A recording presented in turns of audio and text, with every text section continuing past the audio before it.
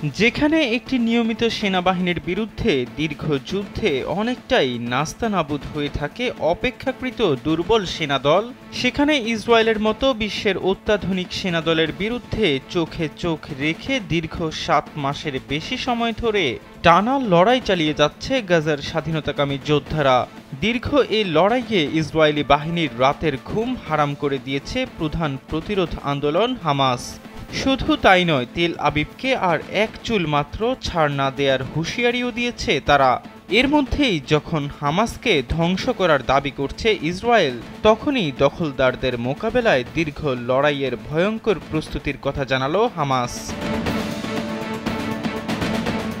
আমি রান্নায় মানহীন কোনো উপাদানের সাথে আপোষ করি না। নারী আর নানান আপোষহীন এক নাম।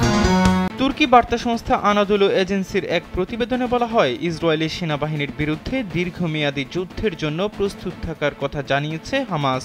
শুক্রবার ফিলিস্তিনের স্বাধীনতাকামী গোষ্ঠীটির সামরিক শাখা কাতিব ইজ্জুদ্দিন আল কাসামের মুখপাত্র আবু উবাইদা এক ভিডিও বার্তায় এমনটা জানান।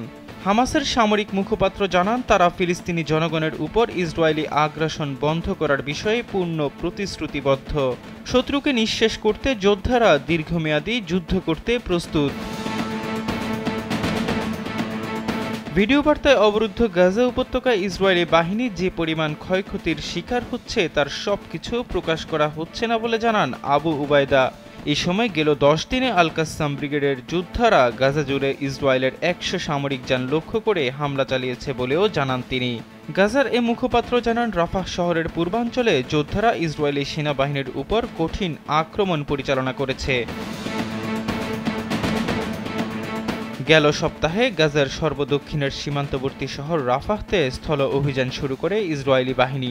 উত্তর গাজা, খান ইউনুস সহ গাজার বিভিন্ন অঞ্চলে নির্বিচার ইসরায়েলি হামলার মুখে বহু মানুষ বাস্তুচ্যুত হয়ে রাফাহতে আশ্রয় নিয়েছিলেন।